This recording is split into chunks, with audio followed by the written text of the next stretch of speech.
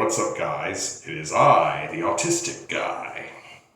So anyway, just so you know, guns are tools, and I am a Second Amendment absolutist.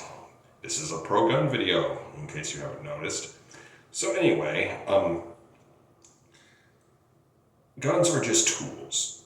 They are not evil or good. They are simply tools. I mean, knives have been used to save people's lives. They have been used for surgery. They can cut the food on your plate. They can be used to make wood carvings and a whole bunch of other things like wonderful art. They've also been used to murder people.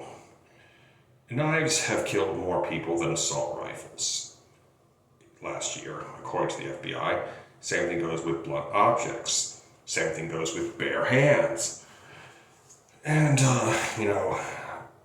mass shootings are so rare, they account for only a small percentage of all murders. Now, granted, it's pretty big news, and you might go, why should a civilian have a military-style rifle? The police and the military should have those. Have you ever heard of a place called Uvalde? Have you ever heard of a little place called Robb Elementary School? About 400 cops from various agencies, state, local, federal, all waited outside for 77 minutes and did nothing but arrest parents who were trying to go save their kids. Well, that vicious monster had his way with those kids and slaughtered them. Law enforcement in this country has proven itself time and time again to be an epic fail. And if you count on them to protect you, I really do feel sorry for you. Because you are a Kool-Aid drinker. Now, law enforcement has failed us with depressing consistency. Now, and the military, there are those that would argue that, there's no way you can beat the United States military and a tyrannical government with your AR-15s. You are clearly historically illiterate because the Taliban did that, and before them the Viet Cong did that. They both won. Not only that, insurgencies have been beating professional militaries pretty consistently since the end of World War II. The Vietnamese did it on multiple occasions against the French, against the US, and against the Chinese. The Afghans were able to beat back the Soviets and later the United States. Not only that, there's the French in Algeria, there is Israel and Lebanon, and a whole host of other examples. Anyhow, it's really, the evidence is there, guys. It's all in the history books. And again, guns are not inherently evil, and they're not inherently good. I mean, as far as mass killings go, there have been worse massacres. Let's look at the Medallia Bay shooting that happened in Las Vegas. Just under 60 people were killed and hundreds more were wounded. That has been eclipsed by the Nice ramming attacks, which killed 80 plus people. There is 9/11, which was aircraft, and they killed approximately 3,000. And there's the Oklahoma City bombing, which killed about 160. I could go on, but I'll stop right there. Oh yeah, let's not forget poison. Jim Jones killed hundreds of people with poison. Now, anyway, there are far more effective implements of mass murder than an assault rifle. Or any kind of rifle, And assault is just an action. A better term would probably be service rifle. But anyway, the thing is, they badmouth service rifles all the time, and military-style rifles, whatever you want to call them, because the government knows that they are weapons of war. And I'm not going to bullshit you and say they're for hunting, because they're not. If you believe that an AR-15 is for hunting, then you believe glass pipes are for tobacco. Okay? They're just simply not for hunting. They are for war. And there's nothing wrong with that, because when the Founding Fathers wrote the Second Amendment, they intended it for us to have cannons in our barns. Anyway, the idea that the United States has a really big military is a post-World War II invention. I mean, what we would do is we would have like a little tiny army, and then it would just go through a growth spurt when there was a war, build up really fast, and then draw back down. This occurred like during numerous times. It occurred during the Civil War. It occurred during the Spanish-American War. It occurred during World War I and World War II. And I could go on, but you get the picture.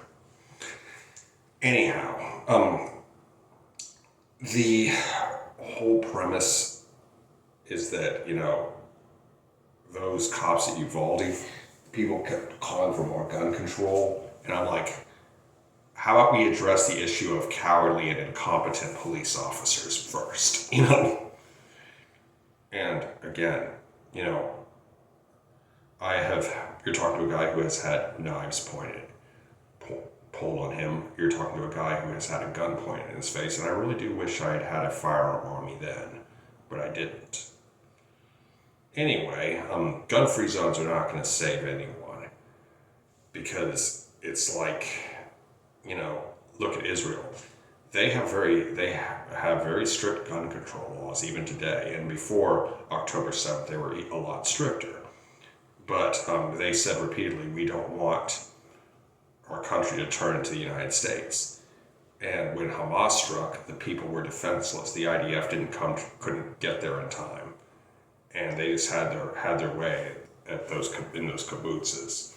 Although there was one incident where a homegrown security team managed to beat back 12 Hamas militants. It was 12 Israeli defenders versus 12 Hamas.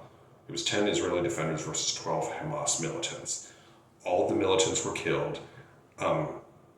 The security team lost 3 of their own, but no houses were destroyed. No women were raped, and no children were killed. And no one was taken hostage either. That goes to show what what an organized team of private citizens can do, especially when they know the area. And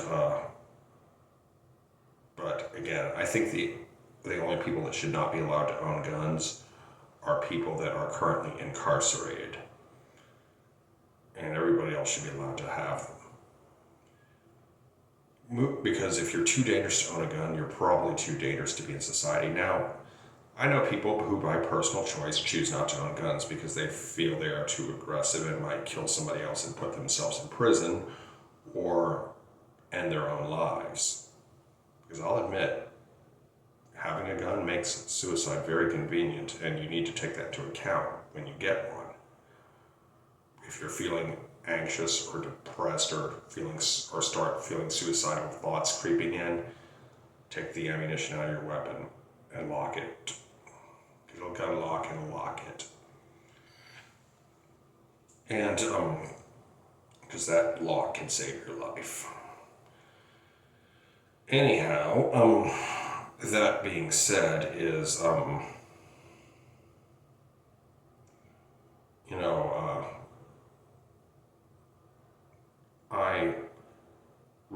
there are people out there, there are evil people out there who have guns, and the only thing that stops a bad guy with a gun is a good guy with a gun. And there have been numerous cases where non-police and private citizens have stopped, murderers and mass shooters.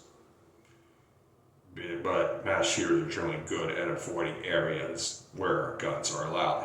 They usually, the smart ones at least, choose gun-free zones, like schools. That's why schools are so popular to shoot up, because they don't have guns in them. Because if a guy is willing to, commit multiple counts of murder, he's not going to respect federal or state law that prohibits guns on school grounds. And as far as felons owning guns, it's very easy to become a felon, people. If your grandma dies and she gets a power bill in the mail, and she's dead, keep that in mind. You open up that mail, that's a felony. That is tampering with the mail, and it could push you in federal prison and get you some very steep fines. But anyway, there are so many ways to become a felon, it's ridiculous. And there are a lot of felons I would trust over a lot of non-prohibited persons with a gun. But, because I'll be honest, there are people I wouldn't give a gun to if it were the zombie apocalypse. But anyway, and I also wouldn't give them, cars or anything like that, or knives, or anything like that. But anyway, that is enough for now.